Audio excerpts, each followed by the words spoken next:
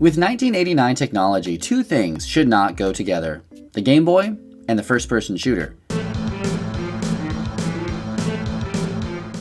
One is a pixel-pushing brick from the Soviet era, and the other is run-and-gun fast-paced gameplay. These two should not compute. Enter Xanth Software FX. In 1987, Xanth developed a little game called Midi Maze for the Atari ST, which was a failed home computer system. But this game was notable for being in a first-person perspective, where you'd go around shooting mini balls at happy faces to eradicate them. If you died, they had a pleasant little "have a nice day" message. In 1991, Xanth worked with publisher Bulletproof Software on a Game Boy port of this game, and it launched in December of the same year. Although obviously scaled back in color, scope, draw distance, and speed, this game surprisingly features an incredible set of options, levels, power-ups, and challenges in one of the most unique games ever made for the handheld. The hype for this game was pretty high, as Nintendo Power covered not only previews of the game in development, but had a very positive review itself. Here in Nintendo Power issue 30, you'll find your Faceball fill, a gorgeous 4-page spread with a contest, a fold-out poster for your wall. It had a mini walkthrough and gave some advice for prospective players. After the game launched in 1991, tracking its top 20 power rankings, it stayed in the top 20 for nearly 3 whole years.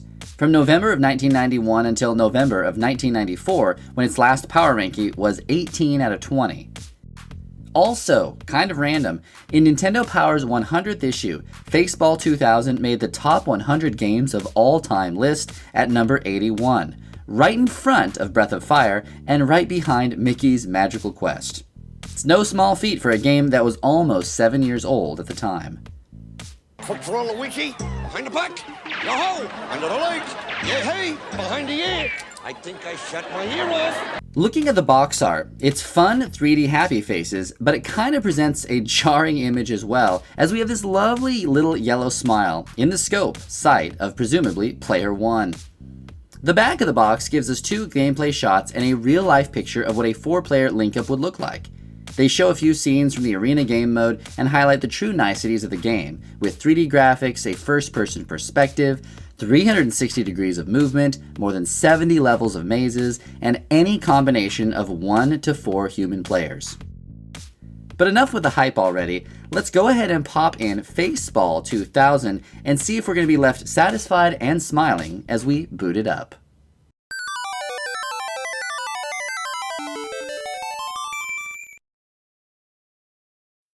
The first thing that we notice upon booting it up is the cursive Bulletproof Software title and the logo of a faint-looking panther with fishy fins. Definitely different.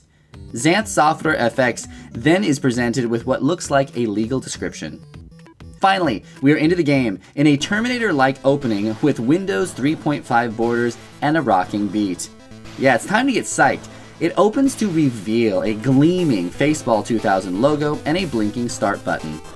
If you wait for a moment, you get a demo that includes a handy overlay of the D-pad and buttons to show you not only what you expect to see, but also how to control the game itself.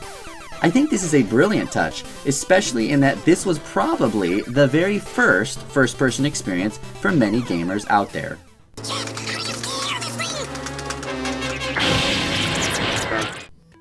Upon pressing start, you're given a menu with a few options. The puns flow freely in this game. We're into the interface at the top. Let's take a quick look at the options before we jump into the 2 game modes.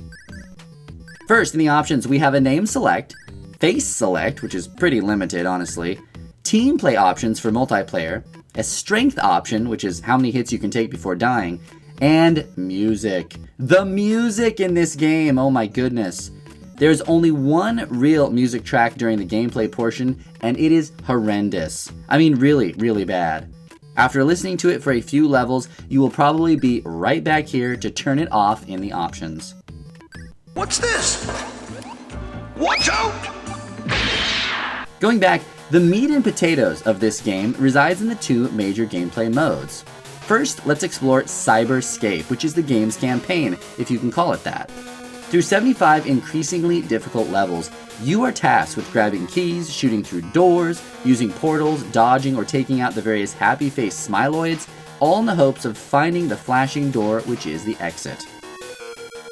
In Cyberscape, each level is named and usually has a theme with a clue that helps instruct the player with new power-ups, hints at completing the level, and the like.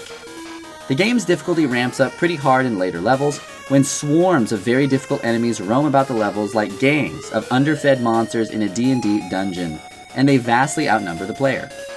There are even secret levels, including levels 71 through 75, which require the player to warp there.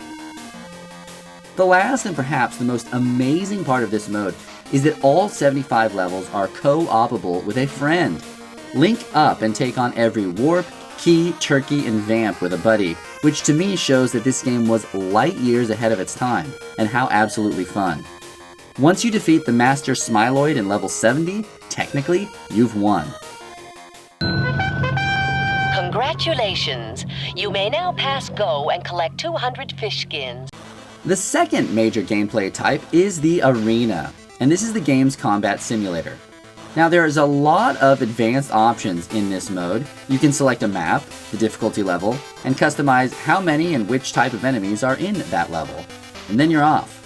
You can take on enemies by tagging them 10 times for a win, and you can do this either as a solo activity against bots, or bring in your friends for a little competitive action. You can even play Team Slayer and go head-to-head against computers and humans, or humans versus humans. The options are pretty amazing. One cool little nod is that one of the mazes is named Midi Maze. Aw, I love developer Easter eggs. In both Cyberscape and Arena, there are two smart gameplay features that add to the fun factor of this game immensely. First is the map screen. By pressing select, you will see a top-down map of where you are and where you have explored, as well as the direction that you're facing. You can even move and play directly from the map screen, which is a little awkward. However, it also shows the enemies that you have made contact with as blinking dots, which is absolutely crucial in tracking everything going on at once. This map is brilliant. Second, the health system in this game is regenerative. So if you take hits and get your poor happy face down to hurt, waiting in a safe spot will heal you fully. Implementing healing in first-person shooter games has been a struggle from Wolfenstein to Halo and beyond, so this was a pretty forward-thinking idea on the Game Boy.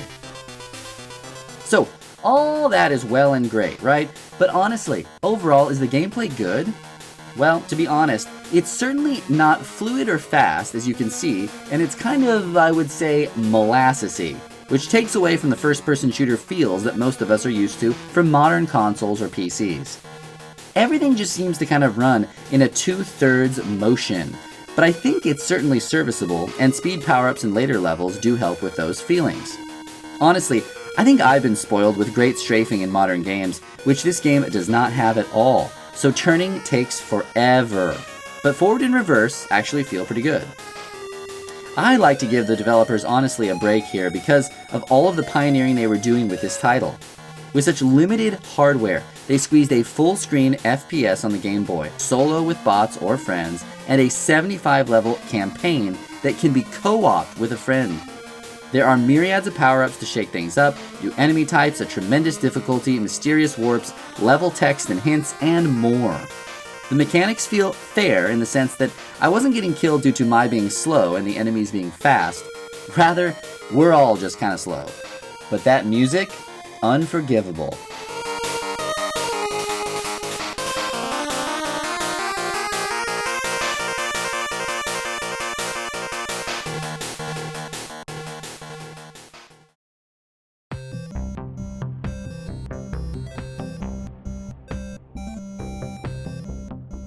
Faceball 2000 gets an A+ for pioneering concepts on handhelds that would take another decade to truly get more of. We think about the crude ports of first-person shooters on the Game Boy Advance. I know I had Wolfenstein 3D and enjoyed that crude port a lot. But all of this was coming from 1991 code on a 1989 piece of hardware? These were rockstar developers who proved that creative programming and limitless creativity were more than a Nintendo-only affair, and they could combine to make a must-have multiplayer game for the Game Boy. Now on the front of this box it says it supports 1 to 4 players. However, the game was originally supposed to have a specially designed link cable that would have allowed for up to 16 humans to link up and play multiplayer. Unfortunately, that link cable was never made. As it shipped, it played with up to only 4 players.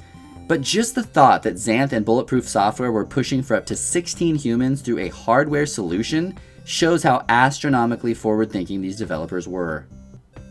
As a game, Faceball 2000 is fun, but as a solo-only experience, it does get repetitive.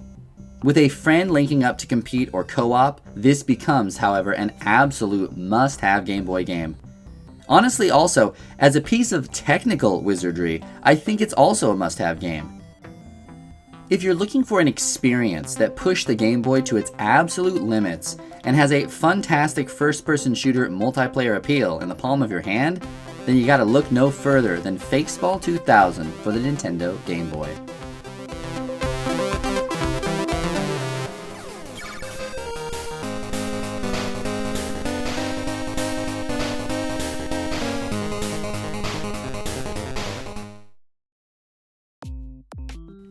Thanks for tagging in for Faceball 2000 for the Nintendo Game Boy. If you like this video, don't forget to like and subscribe to Boy Meets Game, where you know we just want you to have a nice day, right? Thanks so much, and see you guys again real soon.